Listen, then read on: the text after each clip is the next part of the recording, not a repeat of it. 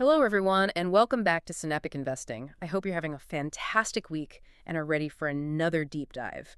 We have been poring over the data all week, and the energy in the studio today is absolutely electric.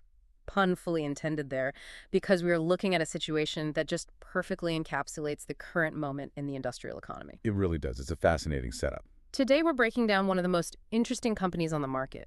We are talking about the primary aluminum giant, Century Aluminum, ticker symbol CENX. A massive player in a very heavy space. Exactly. We are talking about heavy industry, massive electricity consumption, and the very building blocks of the modern world. On the surface, the narrative here is incredible. I mean, you have government grants, a supposed manufacturing renaissance, tariffs protecting domestic supply, and a surging stock price that has caught everyone's attention. It's the perfect narrative stock right now. But the real question for us as long-term investors is this. Are we looking at a genuine industrial turnaround, a fortress of domestic supply that will compound for years? Or are we just staring at a cyclical trap, trading at peak multiples, a capital incinerating machine disguised by tariffs? Is this a diamond in the rough, or is it fool's gold? That's what we're here to find out. That's a huge topic.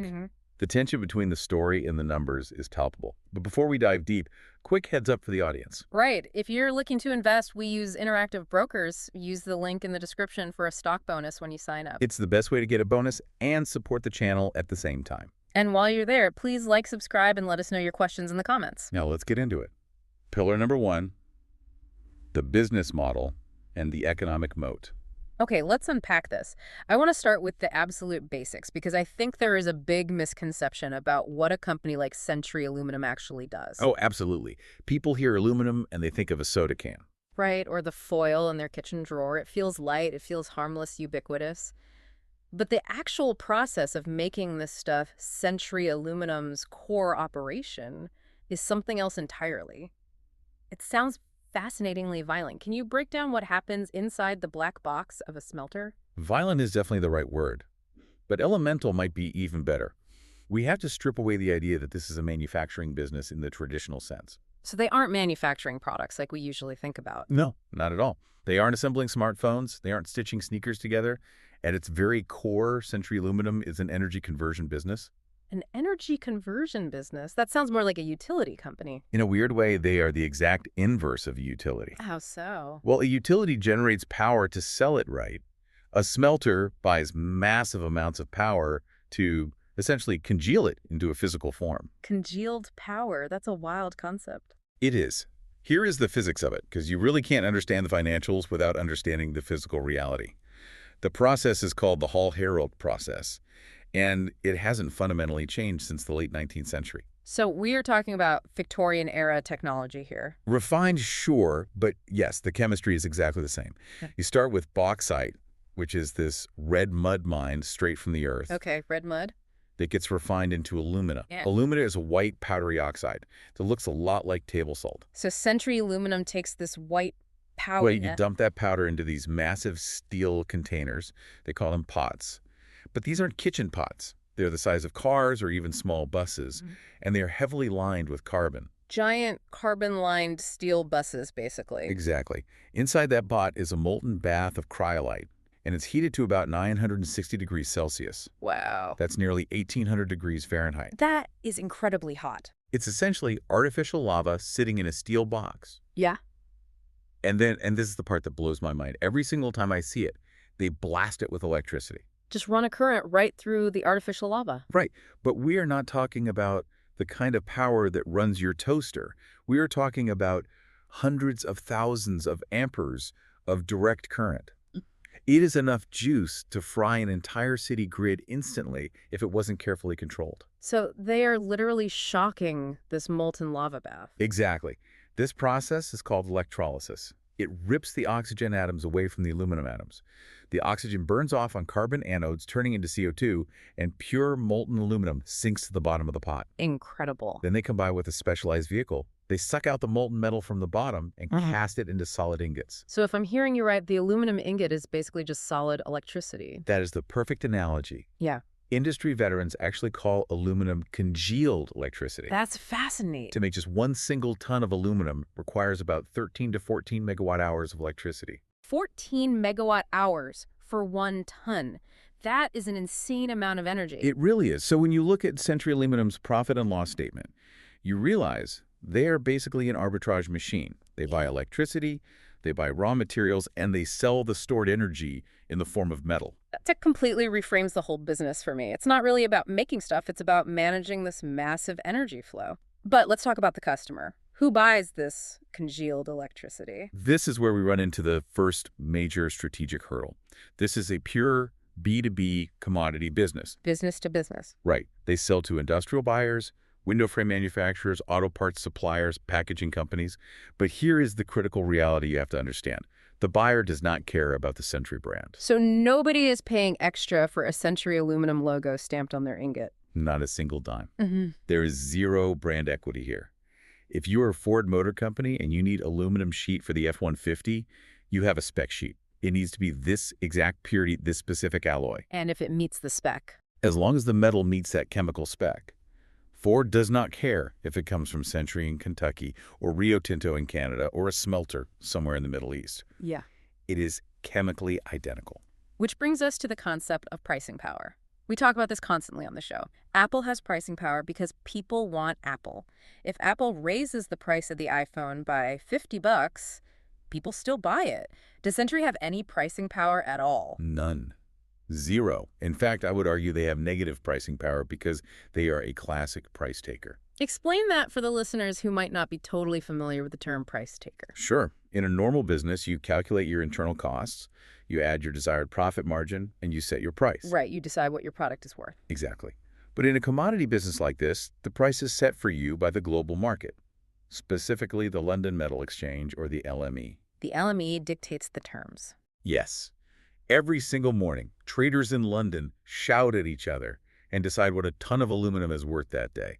Century Aluminum's management wakes up, checks the computer screen, and says, okay, that's what we're getting paid today. That sounds incredibly stressful from an operational standpoint. It's paralyzing in a way. Mm-hmm. If the LME price drops by 10%, Century's top-line revenue drops by 10%, they can't just call up their customers and say, hey guys, our electric bill went up, so we need to charge you a little more this month. The customer would just laugh and hang up the phone. Exactly. They just buy from the next smelter on the list. Century has zero control over the top line of their own income statement. So you're fighting a war where you don't choose the terrain and you don't choose the weapons. But let's look for the silver lining here. Because we always look for a moat, a durable competitive advantage. We use Hamilton Helmer's 7 powers framework a lot. When you look at Century Aluminum, do you see any power there at all? I've spent days looking for it. I really have. But let's just run down the list of the 7 powers. Network economies? No.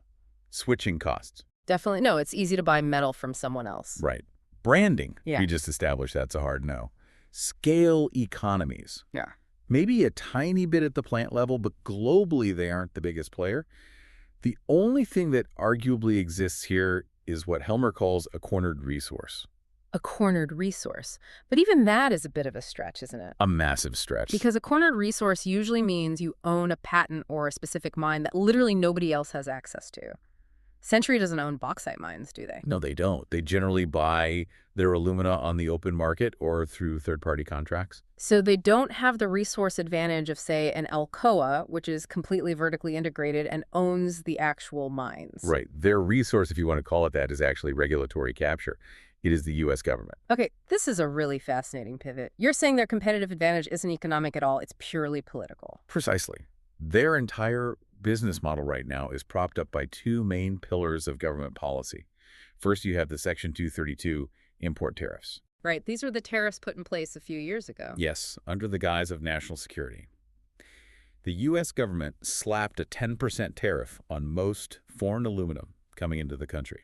And what does that do functionally? It creates an artificial price hike inside the United States. There is the global price, which is the LME price we talked about. And then there's the Midwest premium, which is the extra cost to get metal actually delivered in the U.S. And the tariffs inflate that premium. Exactly. Yeah. Because of the tariffs, that premium is huge. And Century, being a domestic producer, gets to pocket that premium. It is essentially a direct wealth transfer from U.S. consumers to U.S. smelters. Wow. And the second pillar of this political moat? The second pillar is direct subsidies. The Department of Energy recently selected Century for a massive $500 million grant to build a brand new, quote-unquote, green smelter. $500 million. Yes. So you have tariffs keeping your competitors out and government grants paying for your capacity expansion. Okay, here is where it gets really interesting for me. Because a lot of investors hear government protection and they automatically think safe. They think it's a sure thing. Right. They think, oh, Uncle Sam is backing this, so it's a guaranteed win. They see the flag and they just buy the stock. But in our pre-show analysis, you called this an anti-moat. Why an anti-moat? Because a moat built on policy is incredibly fragile. It is not structural economics. It is just political arbitrage. Right, because it can vanish. Think about it. A real moat, like a network effect, gets stronger as the business grows. It reinforces itself. A political moat exists only as long as the politicians want it to exist. So if the political winds shift. Exactly. Let's say inflation gets totally out of control. Let's say voters start screaming about the price of cars or the price of beer cans or construction materials. A new administration, or even the current one, could easily decide that fighting inflation is way more important than protecting a few smelter jobs in Kentucky. They could just repeal Section 232 with the stroke of a pen. They could. And if the tariffs go too, the quote-unquote moat evaporates overnight, literally overnight. The premium collapses. Cheap foreign aluminum from Canada, the Middle East, and Asia would just flood the U.S. market. The Midwest premium would crash. Century would be left competing completely naked against global producers who have much lower energy costs and their own bauxite mines. You cannot build a long-term compounder on the premise that politicians will never change their minds. That is the definition of an anti-moat. It's a risk that you have absolutely no control over. That is a terrifying thought for a long-term holder. It's like building a house on a cliff where the zoning laws might change tomorrow and demand you demolish it. Precisely. And this leads us to the concept of survivorship bias and base rates. We really have to take the outside view here. The outside view, meaning looking at the whole industry statistically over time. Right. Historically, what happens to highly cyclical, undifferentiated metal benders? Usually they boom during tight supply and then they totally bust. It's a violent roller coaster. It's worse than a roller coaster, honestly. It's a graveyard. The statistical reality is that betting on a company like this to perpetually grow without mean reverting is basically betting against the history of capitalism. It's assuming this time is different. Yes, and it is statistically rare, almost impossible, for this specific type of business to maintain high returns on capital over a full economic cycle.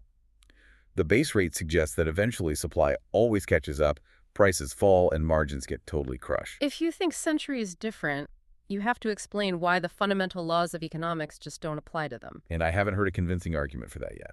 So we have a price taker business, a moat built on paper laws rather than economic stone and financial history telling us to be extremely careful. But businesses are also run by people.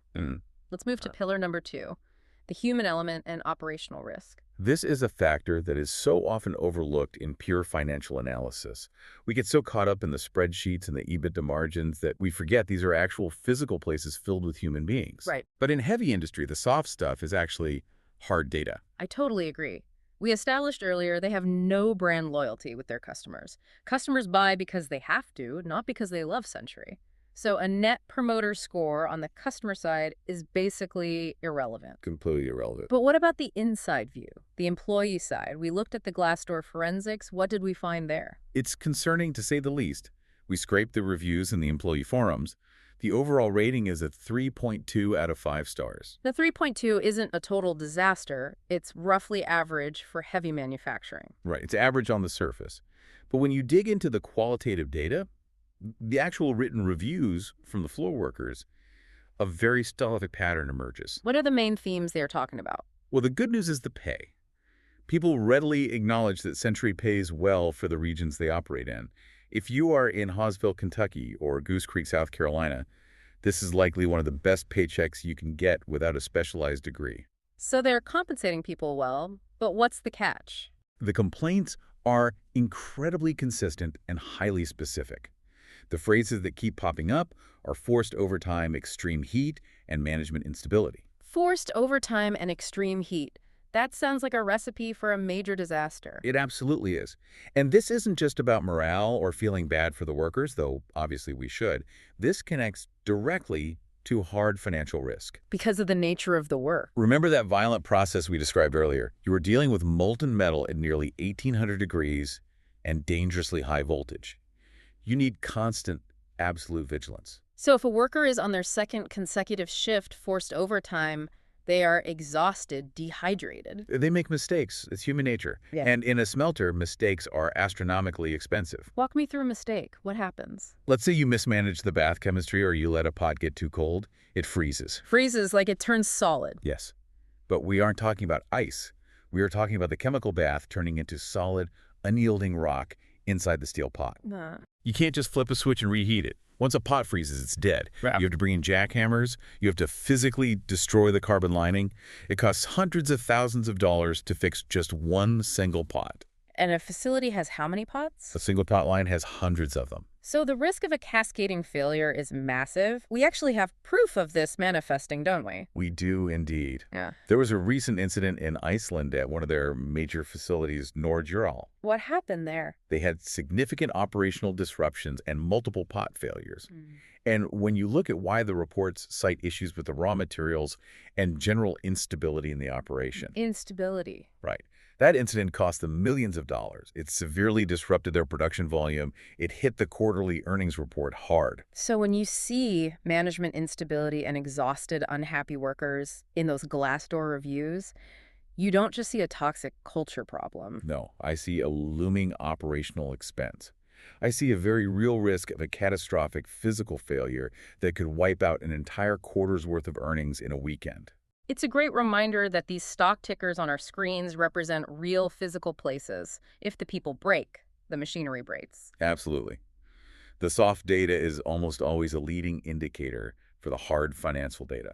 Speaking of hard data, let's pivot to pillar number 3, financial resilience, because this is really where the rubber meets the road, or I guess where the molten metal meets the mold. The numbers don't lie, but they can certainly be confusing if you don't know exactly where to look. They can be incredibly deceptive, especially in this specific industry. There is just so much noise in the accounting. Let's start with the headline numbers. Yep. If I am a casual investor and I just glance at their press release or look at a summary on a finance portal, the adjusted EBITDA looks fantastic. We are talking over $425 million recently. It looks amazing on paper. Right. That sounds like a massive cash cow. Adjusted EBITDA is often a very dangerous number to rely on, and this company is a textbook example of why. Charlie Munger had a great quote about EBITDA. He used to call it bullshit earnings. And in capital-intensive heavy industries, he was absolutely right. So break down the discrepancy here. Yes, the adjusted EBITDA is roughly $425 million. But look further down the income statement at the GAAP net income. The actual generally accepted accounting principles bottom line. What's the number? It's collapsing. It's sitting at around $41 million. Whoa, wait.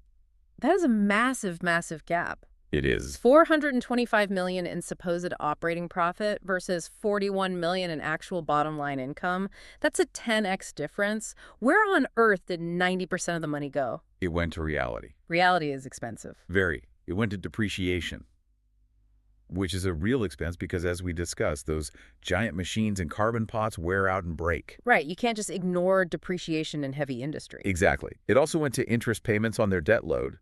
But crucially, it also went to all these non-recurring items that seem to miraculously recur every single year. Like what? They have derivative losses. They use complex hedging contracts for energy and metal prices that frequently go wrong. They have those operational hiccups and shutdowns we mentioned earlier. So the adjusted number strips out all the bad stuff to make the company look smooth and predictably profitable. Right, but the GAAP number, the actual net income, tells you that this business is noisy, messy, and highly prone to losing money in completely unexpected ways. Okay, so the headline earnings are low quality. But let's talk about cash flow. We always say on the show, cash is king. You can fake earnings with accounting tricks, but you really can't fake cash sitting in the bank account. How does the cash flow look? This is the critical reality check for me. We calculated the free cash flow conversion ratio. Explain that metric for a second. Sure. This measures how much that headline, EBITDA, actually turns into real free cash that shareholders could theoretically touch. In a high-quality business, what does that look like? In a good software business or an asset-light compounder, you might see an 80 or even 90% conversion ratio. And here at Century? It is less than 50%. Less than 50%. It is a major glaring red flag. So for every dollar of operating profit they claim to make on the press release, less than 50 cents actually ends up in the bank as free cash flow. Correct. And we need to explain why that cash is vanishing. In tech companies, the difference is often stock-based compensation, right? They are paying engineers with shares, which dilutes you, but saves cash. But that's not the case here. No, the SBC impact here is minimal. The cash drain here is capital intensity. It's the machines again. It is always the machines. Smelters are brutal, unforgiving environments. They literally chew up equipment. Because of the heat and the current. Right, the anodes, those big carbon blocks that conduct the electricity, they are consumed constantly in the chemical reaction. The pots need completely relining every few years. The massive industrial cranes need constant maintenance. This business requires massive continuous reinvestment just to stay alive. This is what accountants call maintenance CapEx. Capital expenditures required purely to maintain your current position. It's the cost of running on the hamster wheel. Exactly. You have to spend hundreds of millions of dollars just to keep your production flat. You aren't growing, you are just surviving. And because that number is so huge, Century Aluminum is currently operating with negative free cash flow yields in many of its quarters. Wait, negative yields? Yes. Let me make sure I understand this. So despite all the market hype, despite the narrative of a manufacturing renaissance, despite the massive tariff protection giving them a pricing umbrella, the business is technically bleeding cash after paying for its own upkeep. That is the harsh reality of the cash flow statement. They're frequently spending more on CapEx than they are generating an operating cash flow. That is stunning. And this naturally leads us to the ultimate metric, what we call the God metric of value creation, ROIC versus WACC. I love this part. Return on invested capital versus the weighted average cost of capital. This is the actual heartbeat of corporate finance. It is the only thing that matters in the long run. If you want to create real shareholder value, a company must earn a return on its capital, the ROIC, that is higher than the cost of getting that capital, the WACC. Think of it like a credit card and a savings account, right? That is the perfect analogy. Walk me through how you see it. Okay, so WACC, the cost of capital, is basically the interest rate on your credit card. It's what it costs you to borrow money from the bank and from your equity shareholders. Right. And for a company like Century Aluminum, their cost of capital is estimated to be around 11%. 11%? That's pretty high. It is high because they are a fundamentally risky, highly cyclical business. Investors demand a higher return to take on that risk. Okay, so 11% is the hurdle rate. They absolutely need to earn more than 11% on their internal projects just to break even on value. Exactly. So what are they actually jumping? What is their historical return on invested capital? Historically, it's rough. They are typically sitting between 3 and 8%. 3 to 8%. Ouch. They are completely tripping over the hurdle. They are face planting. So to use the analogy, if I borrow money at 11% interest on my credit card, and I take that money and invest it in a savings account that only pays me 4%, I am actively losing money every single day. You are systematically destroying your own net worth. You are poorer at the end of the year than you were at the start. And this is exactly what is happening inside Century Aluminum. Yes. Every dollar they invest in quote-unquote growth is actually making the overall company less valuable fundamentally because the return they get on that dollar is lower than the cost of borrowing it.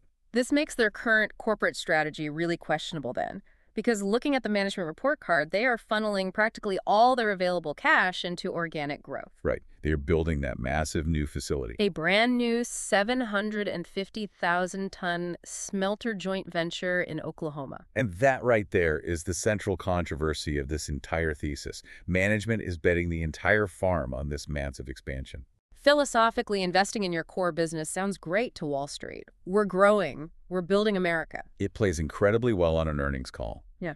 But mathematically, investing heavily in growth when your ROIC is chronically below your WACC is deeply speculative and incredibly dangerous. Because you are just scaling up value destruction. Exactly. They are doubling down on a business model that historically over decades has not sustainably returned the cost of its own capital. They are digging the hole deeper and just praying that this time they will strike gold. It's a massive gamble. They are basically betting that the new Oklahoma smelter will be so wildly efficient, so heavily subsidized, that it permanently breaks their historical trend line. But historical gravity is a very heavy weight to lift. It is. And frankly, the track record of massive, large-scale industrial mega projects coming in actually on time and on budget is terrible globally. If costs overrun in Oklahoma, which is highly probable given inflation in construction materials and labor, that ROIC number drops even further into the basement. So the underlying fundamentals are very shaky. The moat is artificial and purely political. The free cash flow is weak to negative. Right. But we always say even a bad business can be a great investment if the price is cheap enough. Which brings us to pillar number 4, valuation. Is Century Aluminum cheap right now? Let's look at the current price tag. The stock, as we sit here, is trading right around $52.64. Okay. When we crunch the numbers using that generous $425 million EBITDA figure that equates to an enterprise value to EBITDA multiple of 18.4 times. 18.4 times EBITDA. Yeah. That sounds astronomical for this sector. It is beyond astronomical. Let's put that multiple in some context. What does a typical commodity miner or cyclical industrial traditionally trade at? Usually at the absolute top of a cycle when earnings are peaking, you see maybe 4 times, maybe 6 times EBITDA. 8 times would be considered very expensive. Exactly. 18 times. That is a software tech growth multiple. That's what you gladly pay for a SaaS company that is growing 30% a year with 80% gross margins and absolutely zero capital expenditure requirements. Paying 18 times EBITDA for a heavy asset capital-intensive low-margin metal bender it's just shocking to me. We call this the heavy metal premium. And logically, mathematically, it makes absolutely no rational sense. So the market is clearly pricing in something incredibly optimistic. We call this Goldilocks pricing. That's a great term for it. Right. We reverse engineered the market's expectations. To mathematically justify a stock price of $52, the market is implicitly assuming that 3 massive things happen perfectly. What are the 3 assumptions? Assumption 1. The new Oklahoma Mega-Smelter is built exactly on time and exactly on budget. No supply chain delays, no labor strikes, no cost overruns whatsoever. Highly unlikely, but okay. Assumption 2. Assumptions. 2. Global aluminum prices stay at these current multi-year highs forever. The market is pricing in no cyclical downturn, no global recession dampening demand, just high prices into perpetuity. Again, historically improbable for a commodity. And the 3rd. Assumption 3. The tariffs never, ever get repealed.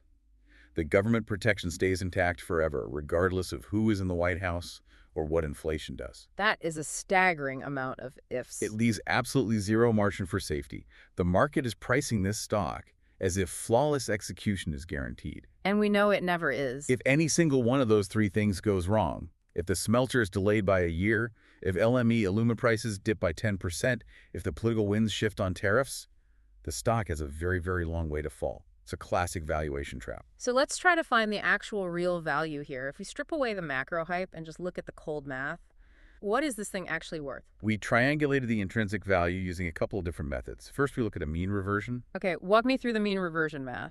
Let's be super optimistic for a second and say they actually hit their highest earnings targets of $4.85 per share, which, again, is a huge if.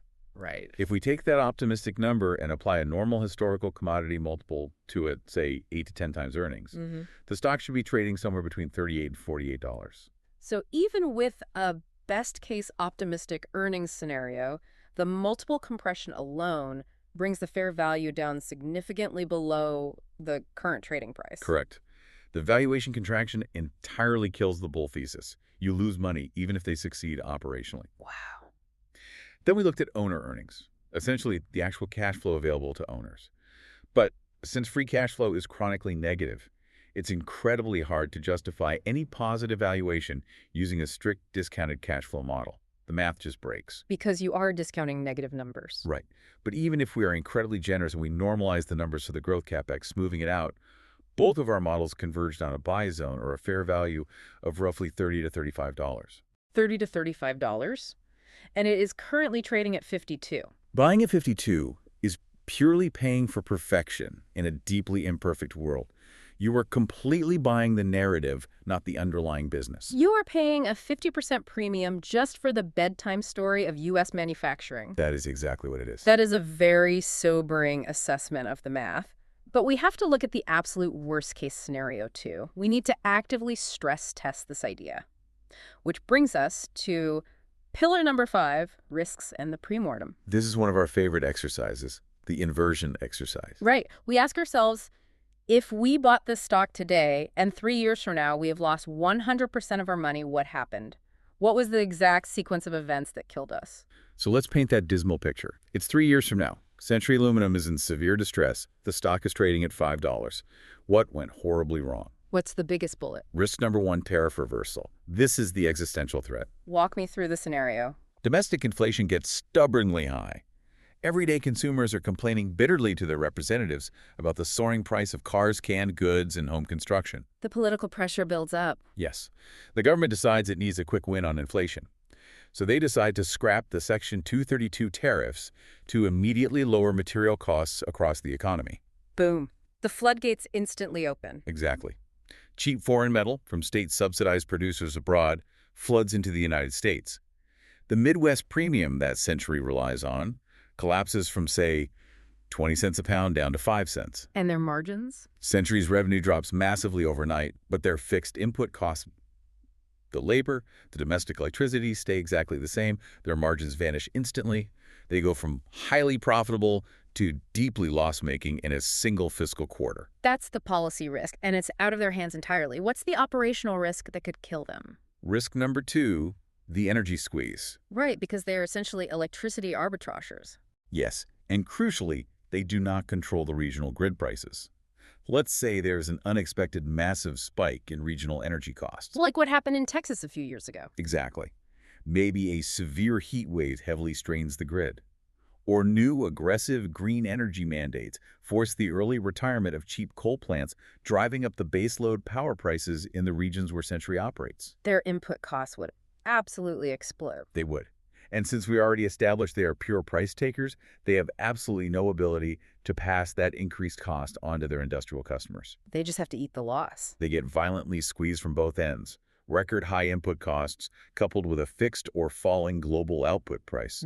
That scenario permanently impairs their operating margins before the new Oklahoma smelter even has a chance to open its doors. It really highlights just how little control this management team actually has over their own corporate destiny. They are essentially making a massive leveraged bet on the stability of government policy and the cheapness of the local power grid. Which are two highly unpredictable macro factors that I generally prefer not to bet my life savings on. Fair point. I think any rational investor would agree with that. Okay, we've covered a tremendous amount of ground here today. From the sheer physics of smelting artificial lava to the extreme fragility of political tariffs. Let's bring it all home. The outro. We need a final synthesis. Let's concisely summarize the bull versus the bear case one last time for the audience. Okay, I'll take the bull case. I'll be the eternal optimist today. If I am buying CENX right now at $52, I strongly believe in the American industrial renaissance. I believe the U.S. government will continue to heavily subsidize and protect this specific industry because it's a critical matter of national security. We absolutely need domestic aluminum for our tanks, our planes, and the massive EV transition. That is the core narrative, yes. I also believe Western supply chains will remain structurally tight, keeping global aluminum prices elevated. And finally, I believe this new Oklahoma Mega-Smelter will be a total game changer that finally gives them the economies of scale they've been lacking. It's a compelling story if it all plays out. But what is the counterweight? Here is the cold bear case. I look past the story and I look at the actual numbers. I see an incredibly poor free cash flow conversion ratio. I see a business with a total, absolute lack of pricing power. The ultimate sin in investing. Right.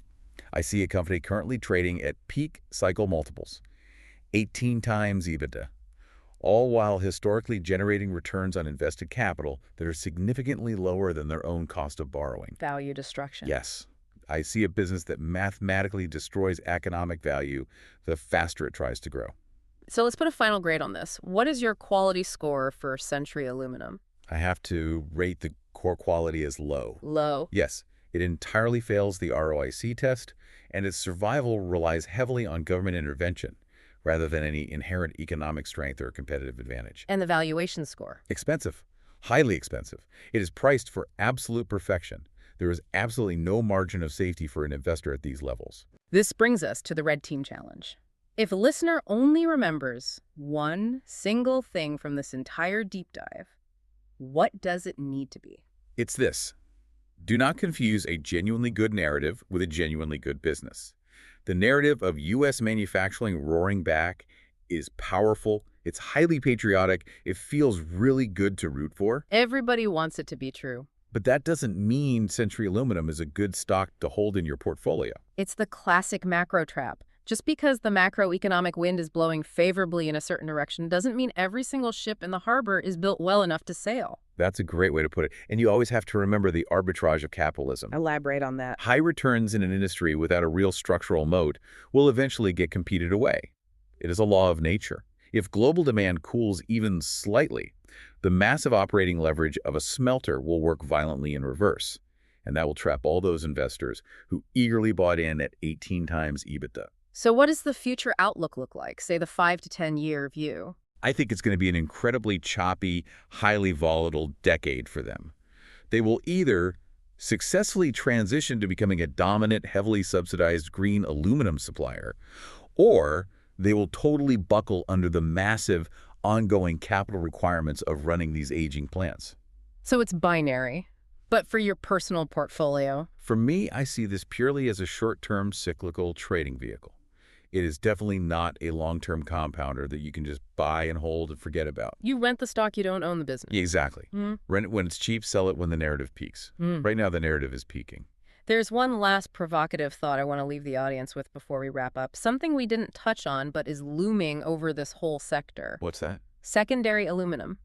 Recycling. Oh, that's a massive point. Right, because recycling an aluminum takes only about 5% of the extreme energy required to smelt primary aluminum from scratch. 5%? Yes. So if the energy grid truly gets constrained, or if carbon taxes become a massive reality, the real domestic fortress might not be these giant primary smelters at all.